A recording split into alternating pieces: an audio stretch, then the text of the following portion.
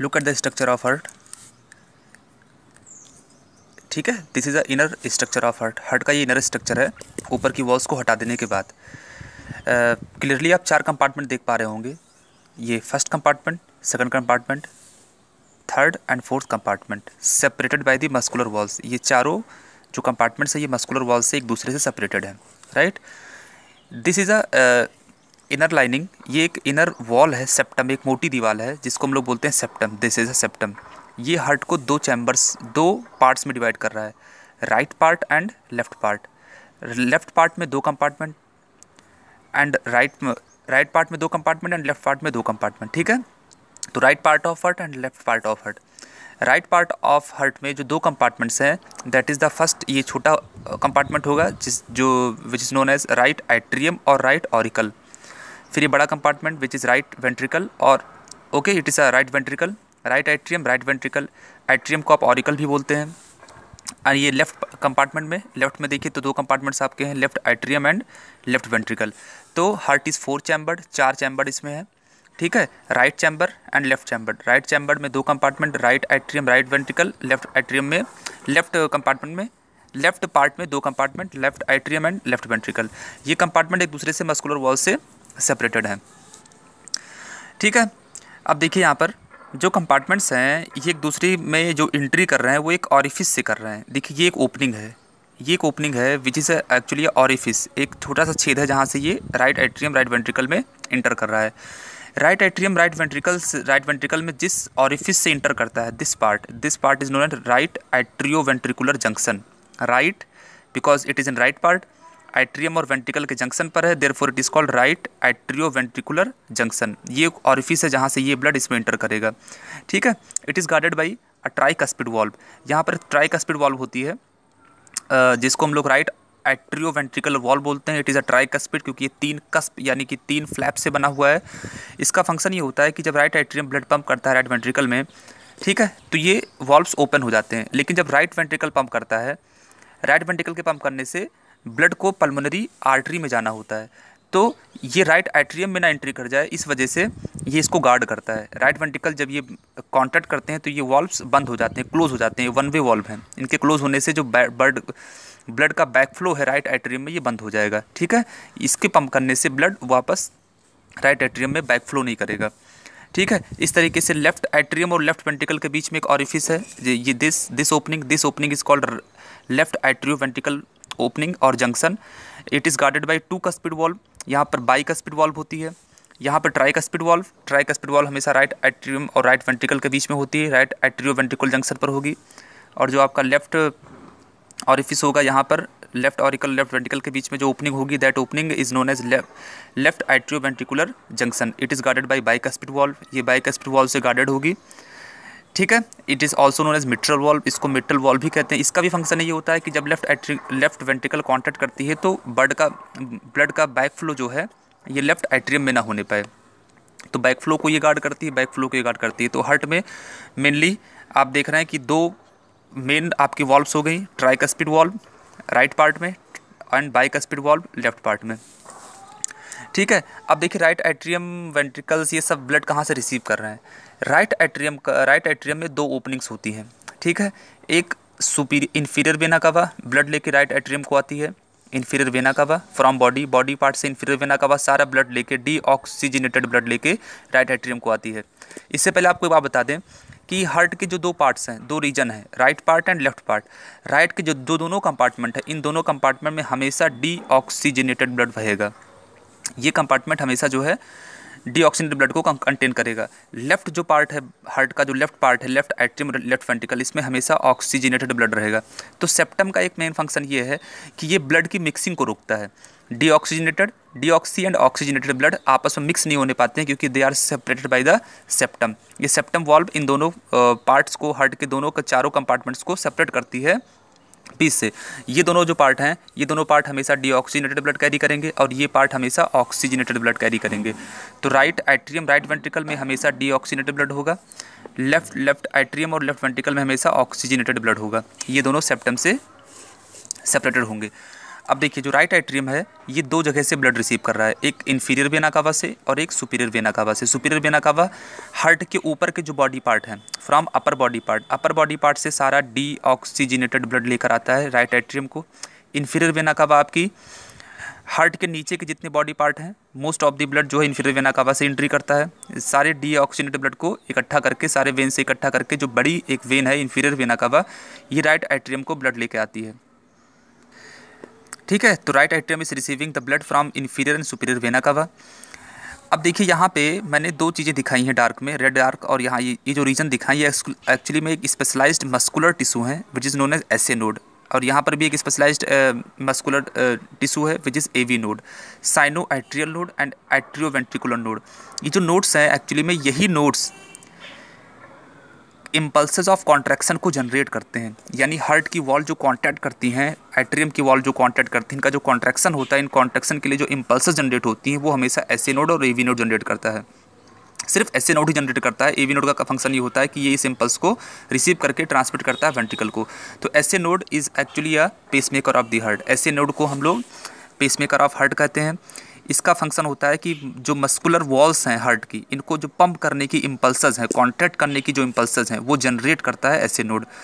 तो इसलिए हमारा जो हार्ट है ये मायोजेनिक कहलाता है, क्योंकि इसके पास अपनी सेल्फ इम्पल्स जनरेटिंग मसल्स होती हैं।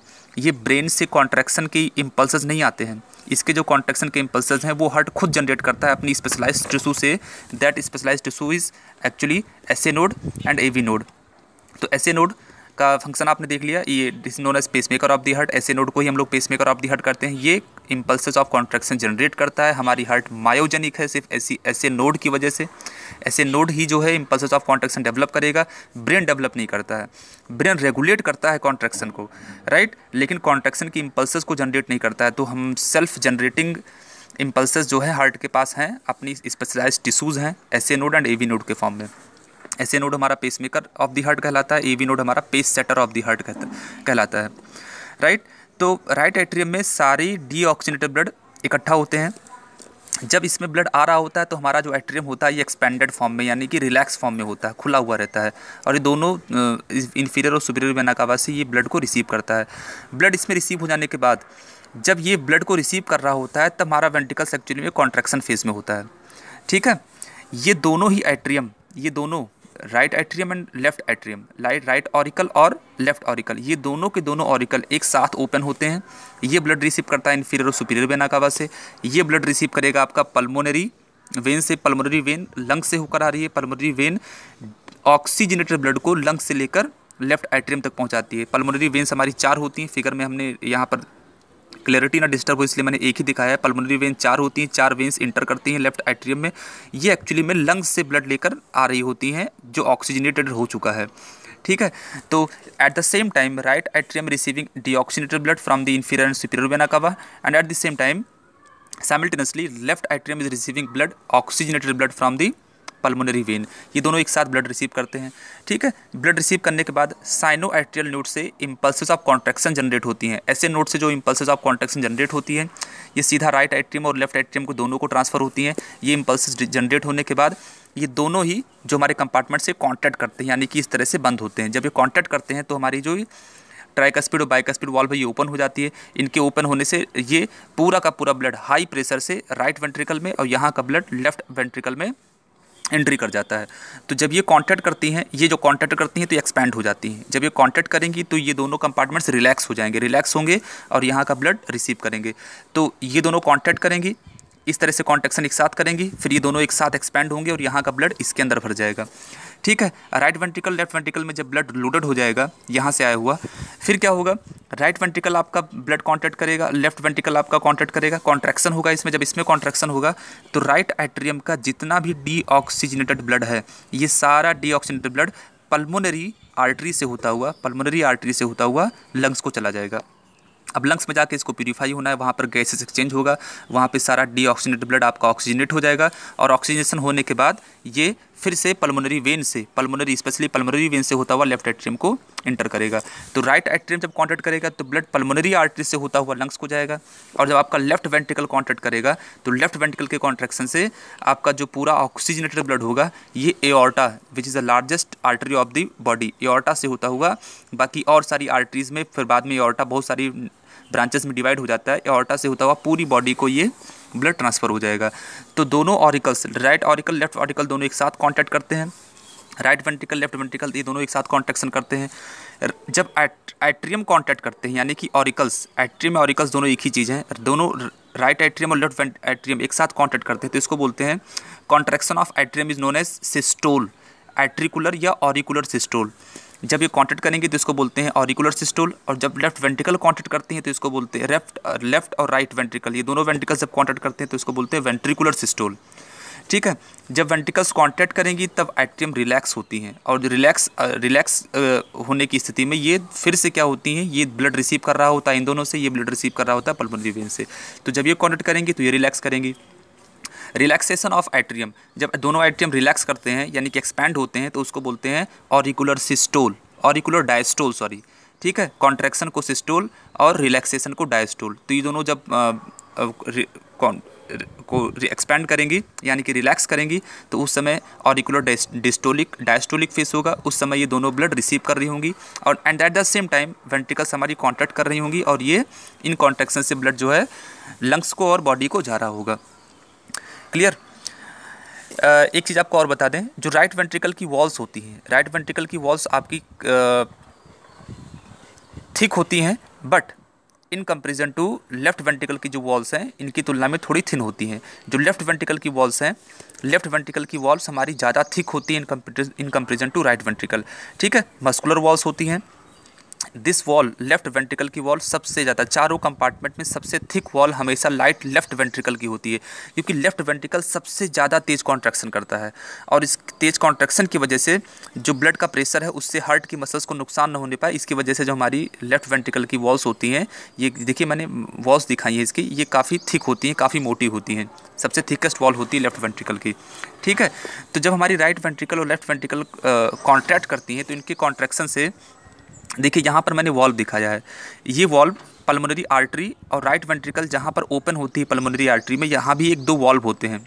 ठीक है, इस वॉल्व को हम लोग बोलते हैं सेमी ल्यूनर वॉल्व। यहाँ भी एक वॉल्व होगी जो लेफ्ट वेंट्रिकल और एओर्टा के बीच में होती है। This two semi lunar valves, इनका भी फंक्शन यही होता है कि जब ये कॉन्टैक्ट करती हैं तो ये ओपन हो जाती हैं, और जब ये रिलैक्स करती हैं यानी जब ये फिर से एक्सपैंड होती हैं तो ये वॉल्व्स आपस में तुरंत क्या होती है, बंद हो जाती हैं, क्योंकि जब एक्सपैंड करेंगी तो पल्मोनरी आर्टरी का या एओर्टा का ब्लड वापस इसमें ना आने पाए, इसकी वजह से जो वॉल्व होती गार्ड कर रही होती हैं ये तुरंत ही क्लोज हो जाएंगी। तो जो राइट वेंट्रिकल कॉन्टैक्ट करता है और लेफ्ट वेंट्रिकल कॉन्टैक्ट करता है, तो राइट वेंट्रिकल और लेफ्ट वेंट्रिकल एक साथ कॉन्टैक्ट करते हैं, इनके कॉन्ट्रैक्शन से ये ट्राइकस्पिड वॉल्व और बाइकस्पिड वॉल्व तेजी से बंद होती हैं। इनके बंद होने से ही, राइट ट्राइकस्पिड वॉल्व और बाइकस्पिड वॉल्व के बंद होने से ही हार्ट साउंड डेवलप होता है। ठीक है, ट्राइकस्पिड और बाइकस्पिड वॉल्व के बंद होने से जो पहला साउंड डेवलप होता है दैट इज़ द लब, और सेमी ल्यूनर वॉल्व्स के क्लोज होने से जो सेकंड हार्ट साउंड क्रिएट होता है दैट इज़ द डब। तो ये दोनों वॉल्व्स कब बंद होती हैं, आपकी जो बाइकस्पिड और ट्राइकस्पिड वॉल्व तब बंद होती हैं, तब क्लोज होती हैं जब दोनों एट्रियम कॉन्टैक्ट करते हैं।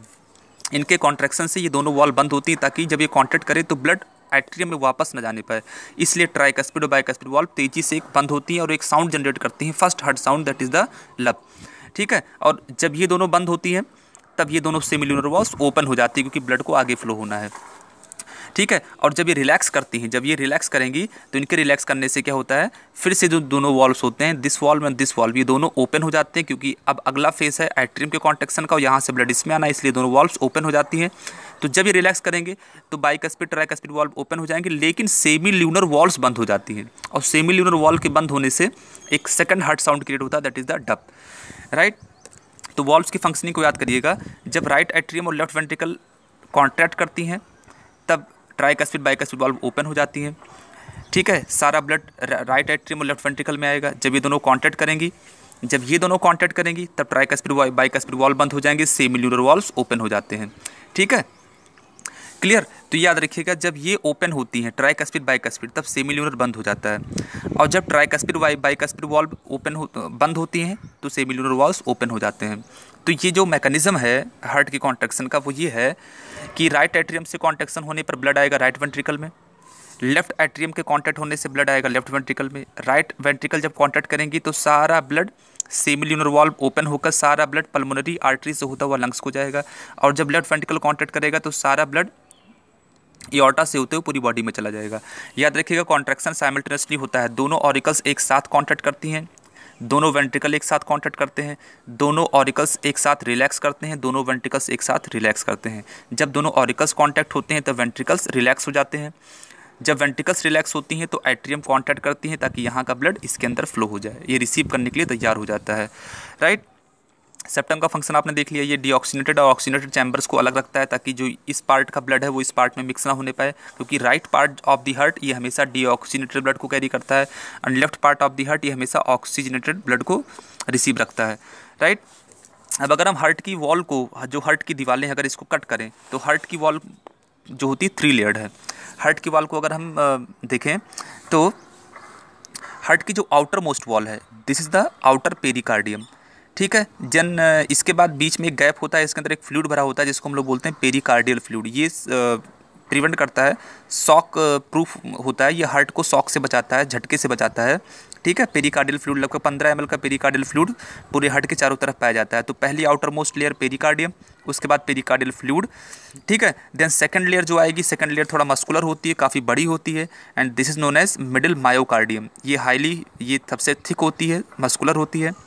तो आपका आउटर पेरिकार्डियम, इसके बाद मिडिल मायोकार्डियम, उसके बाद इनर मोस्ट जो लेयर होगी that is known as inner endometrium. तो हार्ट की जो वॉल्स हैं, हार्ट की जितनी चारों तरफ की जो लाइनिंग्स हैं उसमें 3 लेयर्स हैं, आउटर पेरिकार्डियम, ठीक है, then middle myocardium and inner endocardium. Pericardium और मायोकार्डियम के बीच में एक स्पेस होता है, this space is filled by the pericardial fluid which act as a shock proof for the heart. Clear. Now मैंने फ्लैप्स के बारे में बात कर लिया, जंक्शन के बारे में बात कर लिया, जो आपके वॉल्व्स थे इसके बारे में बात कर लिया। इस पार्ट में सेमिल्यूनर के बारे में बात किया गया। सेमिल्यूनर का नाम जो पड़ा हुआ है, सेमिल्यूनर का नाम इसलिए पड़ा हुआ है क्योंकि ल्यूनर का मतलब आपका जो है वो मून हो गया, इसका शेप जो होता है हाफ मून शेप्ड होता है, इसीलिए इसका नाम पड़ा हुआ है सेमिल्यूनर वॉल्व्स। सेमिल्यूनर वॉल्व्स आपकी ये दोनों होती हैं। ट्राइकस्पिड याद रखना, ट्राइकस्पिड कहाँ होती है, राइट एट्रियो वेंट्रिकुलर जंक्शन पर होती हैं। बाइकस्पिड आपका लेफ्ट एट्रियो वेंट्रिकुलर जंक्शन पर होगा। क्लियर। और ऐसे नोड जो हमारा है, ऐसे नोड हमारा जनरेट करता है इम्पल्सेस कॉन्ट्रैक्शन की। एवी नोड ऐसे नोड से जो कॉन्ट्रैक्शन इम्पल्सेस ऑफ कॉन्ट्रैक्शन जो रिलीज होती हैं, वेव्स ऑफ कॉन्ट्रैक्शन जो रिलीज होती हैं, दोनों ऑरिकल्स को एक साथ जाती हैं, लेकिन वेंट्रिकल्स को एक साथ ऐसे नोड से नहीं जाती हैं। ऐसे नोड की इम्पल्सेस को पहले एवी नोड रिसीव करता है, फिर एवी नोड परकंजी फाइबर से होता हुआ पूरे वेंट्रिकल्स को भेजता है और वेंट्रिकल्स फिर कॉन्टैक्ट करते हैं। तो एवी नोड का काम है पेस को सेट करना, ऐसे नोड से इम्पल्सेस रिसीव करना और रिसीव करने के बाद वेंट्रिकल्स को ट्रांसफ़र करना। तो एवी नोड का जो फंक्शन हो गया एक तरीके से पेस सेटर है, और ये हमारा pacemaker of the heart है। क्लियर। अब एक टॉपिक और है, जिस टॉपिक की क्योंकि साइकिल मैंने आपको बता दिया, ये याद रखिएगा, कॉन्ट्रैक्शन ऑफ एट्रियम को ऑरिकुलर सिस्टोल बोलते हैं, या ऑरिकल को ऑरिकुलर सिस्टोल बोलते हैं। कॉन्ट्रैक्शन ऑफ वेंट्रिकल्स को वेंट्रिकुलर सिस्टोल बोलते हैं। रिलैक्सेशन ऑफ एट्रियम या ऑरिकल को ऑरिकुलर डायस्टोल बोलते हैं, और रिलैक्सेशन ऑफ वेंट्रिकल को वेंट्रिकुलर डायस्टोल बोलते हैं। जो हमारी पूरी कार्डियक साइकिल होती है 0.8 सेकंड की होती है, यानी कि दोनों ऑरिकल्स का कॉन्टैक्ट करना, दोनों वेंट्रिकल्स का कॉन्टैक्ट करना, देन दोनों का रिलैक्स होना, ठीक है। जब ये कांटेक्ट होंगी तो रिलैक्स रहेंगी, जब ये रिलैक्स रहेंगी तो ये कांटेक्ट करेंगी। ये जो पूरी साइकिल है, यानी कि ब्लड लेफ्ट एट्रियम में आना, देन इनके पंप होने से लेफ्ट वेंट्रिकल में जाना, फिर इनके पंप होने से पूरी बॉडी में जाना, एंड वापस राइट एट्रियम और लेफ्ट एट्रियम को आना, इस पूरी साइकिल में 0.8 सेकंड का टाइम लगता है। This known as a cardiac cycle. Okay, 0.8 second का ही टाइम लगेगा। एंड जो एक्चुअली में वर्किंग है इसकी, हार्ट की जो पंपिंग है, ये आपको हम एक वीडियो से दिखाएंगे, ध्यान से देखिएगा।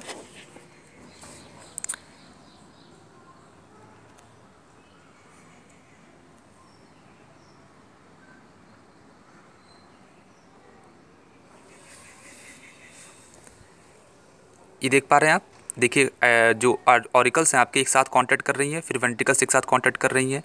ध्यान से देखिए, ये दोनों कंपार्टमेंट जो ऊपर के कांटेक्ट कर रहे हैं एक साथ बैलून शेप्ड हैं, ये आपके ऑरिकल्स हैं, और जो नीचे बैलून शेप्ड हैं ये आपके वेंट्रिकल्स हैं। ये देखिए एक साथ कॉन्ट्रैक्शन इस तरह होता है, एट्रियम एक साथ कांटेक्ट कर रहा है, फिर वेंट्रिकल एक साथ कांटेक्ट कर रहे हैं, फिर जब वेंट्रिकल्स कांटेक्ट कर रहे हैं तो ऑरिकल्स आपके रिलैक्स हो जा रहे हैं। ये आपका सेमील्यूनर वॉल्व है, ये this is सेमील्यूनर valve.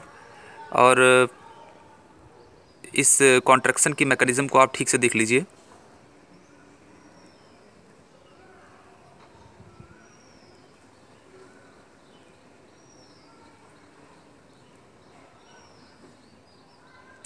This is the pumping of the heart, ये उसकी साइकिल है। ये एक एनिमेटेड GIF है जो आपको हम दिखा रहे हैं। क्लियर। और जो यहाँ पर बुक्स में अगर आप देखेंगे, यहाँ पर देखिए ये फिगर में ये जो फिंगर लाइक स्ट्रक्चर्स दिखाए गए हैं, ये फिंगर लाइक स्ट्रक्चर इसको दिखा रहे हैं। ये एक्चुअली में होता क्या है, जो हमारी राइट ऑरिकल है, ये जो हमारा ट्राइकस्पिड वॉल्व है, ये ट्राइकस्पिड वॉल्व जो होता है ये इस तरीके से राइट वेंट्रिकल से एक मसल्स, राइट वेंट्रिकल की मसल से, जिसको बोलते हैं पेपलरी मसल्स से, एक थ्रेड से, एक मस्कुलर थ्रेड से कनेक्टेड होता है। इस थ्रेड्स को हम लोग बोलते हैं कॉर्डी टेंडिने। इसको हमने फिगर में नहीं दिखाया ताकि आपके फिगर में क्लैरिटी रहे। उसका फंक्शन ये होता है कि जब वेंट्रिकल्स कॉन्ट्रैक्ट करती है तो इसके कॉन्ट्रैक्शन से ट्राइकस्पिड वॉल्व बंद होते हैं। तो इतना तेज़ी से झटका लगता है कि कहीं जो वॉल्व है ये पीछे की तरफ खुल ना जाए, झटके से पीछे की तरफ खुल ना जाए। इसलिए जो कॉर्डी टेंडिनी होती है वो यहाँ से यहाँ तक इसको रोक के रखती है, ताकि जो पीछे ज़्यादा खिंचाव होने लगे तो वो उसको रोक ले। तो यहाँ पर और यहाँ पर कॉर्डी टेंडिनी होती है, जिसका फंक्शन होता है ये बाइकस्पिड और ट्राइकस्पिड वॉल्व के पीछे ना ओपन हो जाए, इस वजह से इसको रोक के रखती है। ये फिगर में आपके NCERT की फिगर में भी दिखाया गया है। वैसे इसका रोल है नहीं क्योंकि क्लास 10th की चीज़ें हैं। अब मैंने इसमें फोरामेन ओवेल, फोरामेन ओवेलिस, इन सब चीज़ों की बात नहीं की है। Valve of Eustachian, valve of बहुत सारी चीज़ों की बात नहीं की, कोरोनरी साइनस की बात नहीं की, क्योंकि आपके एक लेवल का नहीं है, फिर ज़्यादा हायर हो जाता है, फिर इससे कोई फ़ायदा ना होता आपका। ठीक है, तो structure of heart I think आपको क्लियर है। मैंने जो यहाँ पर नोट्स दिए हैं इसको बता दें। ये मैंने इसमें कहा है कि at the junction of right atrium and right ventricle, the orifice called right atrioventricular junction is guarded by tricuspid valve. It is so called because it has 3 flaps. It prevents the backflow of blood from right ventricle to right atrium during ventricular contraction. Clear?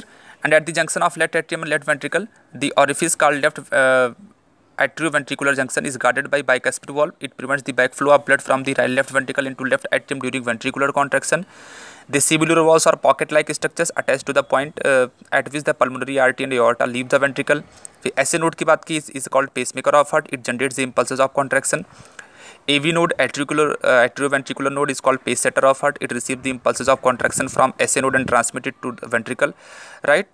Due to the presence of SA node and AV node that are specialized tissue, the human heart is called myogenic. और यहाँ पर आपको हम पूरा का पूरी cycle जो है, पूरी साइकिल मैंने आपको इसमें क्लियर की है।